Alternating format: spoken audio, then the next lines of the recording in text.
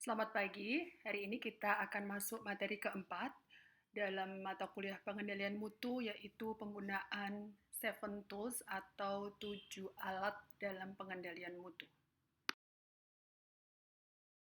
Tujuan pembelajarannya adalah Anda diharapkan mampu menjelaskan dan juga menggunakan setiap tools atau setiap alat pada 7QC Tools.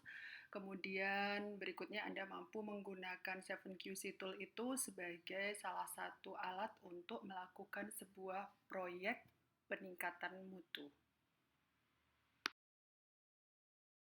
Statistik sangat berperan dalam pengendalian mutu karena variabilitas dapat dijelaskan dengan lebih komprehensif dengan menggunakan kacamata statistika. Barusan Anda telah melakukan sedikit review mengenai dasar statistika semacam mengukur rata-rata, menghitung standar deviasi, dan juga menggunakan uji perbandingan rataan untuk membandingkan dua sampel seperti yang sudah Anda lakukan pada tugas Anda sebelumnya. Terdapat beberapa variasi atau perbedaan yang menjelaskan mengenai apa saja yang ada di dalam 7QC Tool, tetapi pada kuliah kali ini saya akan mengambil dari bukunya Ishikawa. 7 Tools adalah sebuah metode pada pengendalian mutu yang boleh dibilang sudah cukup jadul, diperkenalkan pertama kali oleh Kaoru Ishikawa pada tahun 1968, digunakan memang untuk membantu pada pemecahan masalah dan perbaikan dari suatu proses. Secara umum terdapat dua fungsi utama pada penggunaan 7 Tools, yaitu pada tahap identifikasi masalah dan berikutnya adalah pada tahap analisis. Kita nanti akan membahas 7 alat. Yang pertama adalah data tables atau biasa disebut sebagai check sheet, kemudian ada diagram Pareto, kemudian diagram sebab akibat, kemudian ada flowchart, kemudian histogram, diagram pencar atau scatter diagram, dan diagram kendali atau control chart. Mulai dari yang pertama adalah check sheet. Itu digunakan untuk secara sistematis untuk merecord atau untuk mencatat data.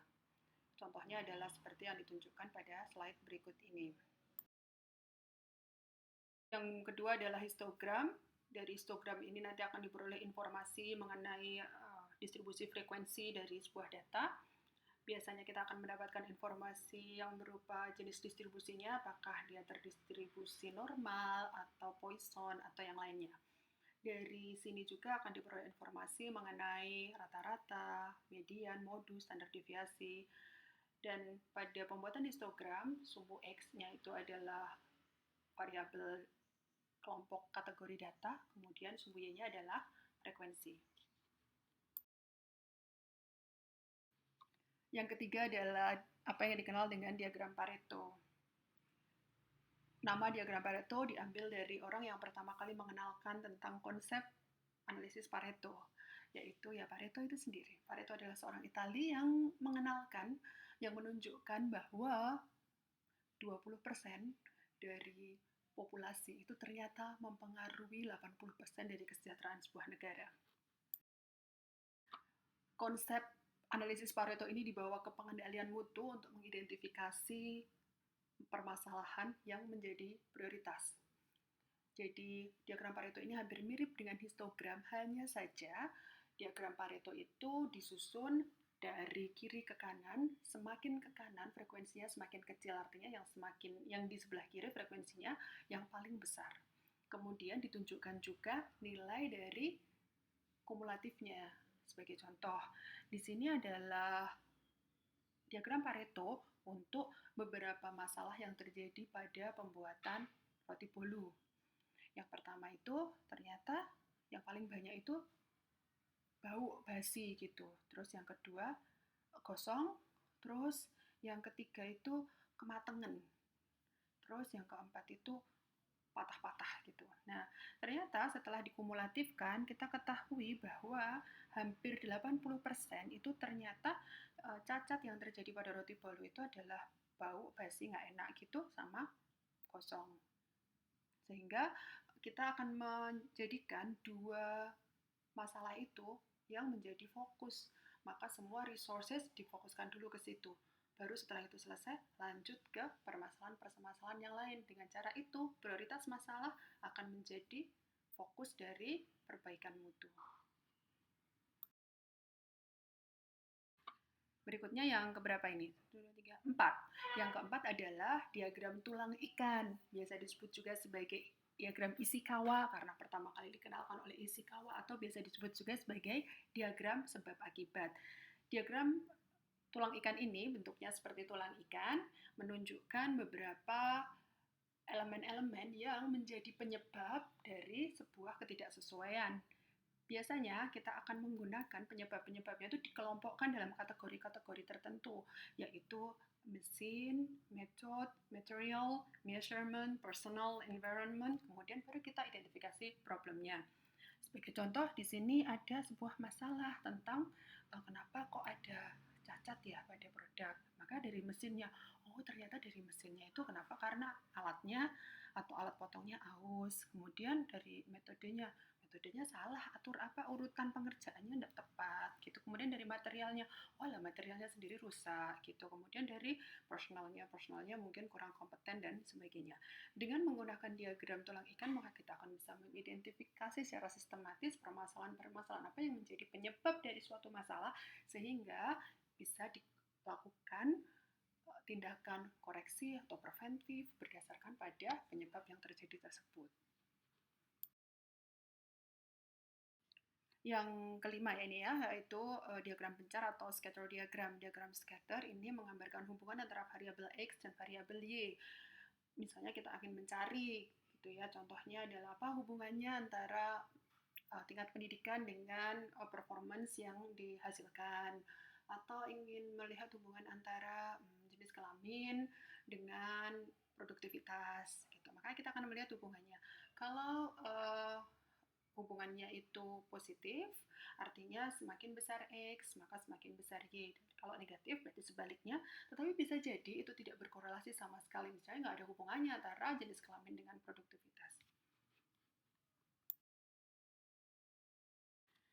Yang keenam adalah flowchart atau diagram alir. Seperti namanya, diagram ini menunjukkan bagaimana tahapan-tahapan dalam sebuah proses. Sebagai contoh, dalam pembuatan sebuah mobil akan melewati proses stamping, kemudian berikutnya assembly, terus kemudian nanti ada inspeksi, sampai terakhir delivery. Maka diagram alir digunakan untuk mengidentifikasi proses-proses mana saja yang paling krusial dalam sebuah permasalahan mutu. Yang ketujuh. Yang ketujuh adalah control chart atau diagram kendali. Diagram ini yang paling banyak ditemukan pada papan-papan di lantai produksi. Jadi kalau di pabrik-pabrik itu control chart ini paling banyak muncul sebagai salah satu indikator keberhasilan mutu dari sebuah produk. Bagaimana control chart ini digunakan? Itu misalnya akan dilakukan observasi terhadap apakah mutu suatu produk dalam 1 bulan itu terkendali. Maka pada sumbu X-nya adalah jumlah hari, maka itu adalah hari ke-1, ke-2, ke-3, dan seterusnya sampai ke-30. Kemudian pada sumbu Y-nya adalah menunjukkan karakteristik kualitas dari sebuah produk. Misalnya let's say karakteristiknya adalah diameter. Maka pada hari pertama dari 100 produk yang dihasilkan diambil 5 sampel. Kemudian dari 5 sampel ini dihitung diameternya berapa. Diketahui rata-ratanya, kemudian diplot pada grafik kendali ini. Hari pertama rata-ratanya sekian, hari kedua sekian, seterusnya sampai hari ke-30. Maka dari plotting data tersebut akan bisa diketahui apakah pada 1 bulan ini semua diameter yang menunjukkan karakteristik mutu dari produk itu dalam batas kendalinya. Misalnya kita tetapkan bahwa batas kendalinya nggak boleh lebih dari X meter. Maka kalau sampai dia lebih dari X meter, berarti dia dikatakan cacat, atau tidak sesuai, atau harus di rework, atau bahkan harus di scrap, harus dibuang, atau harus dilakukan pengerjaan ulang. Tapi jika ternyata semuanya berada dalam batas kendali, nggak jauh-jauh kok dari nilai X-nya, maka berarti produk yang dihasilkan selama 1 bulan itu berada dalam kendali. Kita akan membahas lebih dalam mengenai control chart pada bahasan berikutnya setelah sesi ini. Berikutnya sebagai latihan. Saya punya sebuah kasus pengendalian mutu yang biasanya ini terjadi pada kuliah kelas offline, kelas luring. Kadang beberapa mahasiswa itu mengatakan terlambat kuliah karena alasan ini, lalu lintas macet dan seterusnya gitu. Terus ditabulasi di bulan pertama sekian orang, ke bulan kedua dan seterusnya. Nah, tugas Anda adalah membantu untuk mengidentifikasi permasalahan mutu ini dengan menggunakan 7QC tool. Kerjakan secara berkelompok. Berikut adalah tugas masing-masing kelompok, masing-masing menggunakan salah satu alat pada 7QC Tools untuk membantu permasalahan mutu terkait dengan kenapa mahasiswa terlambat pada saat mau mengikuti kuliah. Kelompok 1 yang nomor absennya 1-5 mengerjakan menggunakan check sheet. Kelompok 2 pakai histogram. Terus kelompok 6 membuat run chart. Run chart itu sendiri adalah semacam control chart, hanya saja sumbu X-nya adalah waktu. Kemudian sumbu Y-nya tentukan sendiri. Gitu.